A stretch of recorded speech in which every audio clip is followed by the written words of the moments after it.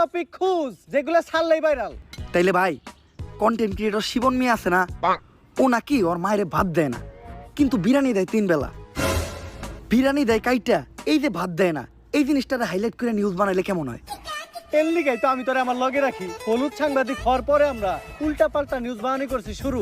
এখন থেকে আমি তোর শিষ্য, তুই আমার গুরু। তাইলে চলেন ভাই আগে এই নিউজটাই বানাই।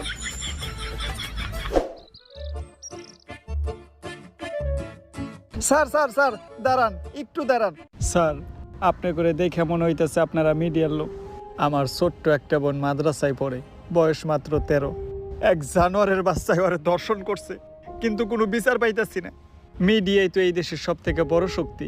স্যার আপনারা এই বিষয়টা নিয়ে একটা নিউজ করেন, যাতে আমি আর আমার বোন ন্যায্য বিচারটা পাই। আরে বেটা, এটা কি কোনো বিষয়? দর্শন তো এই দেশে প্রতিদিনই হয়, এটা নিয়ে নিউজ করার কি আছে? ট্রেন্ডিং কোনো বিষয় থাকলে কও, যেটা নিয়ে নিউজ করলে লাখ লাখ ভিউজ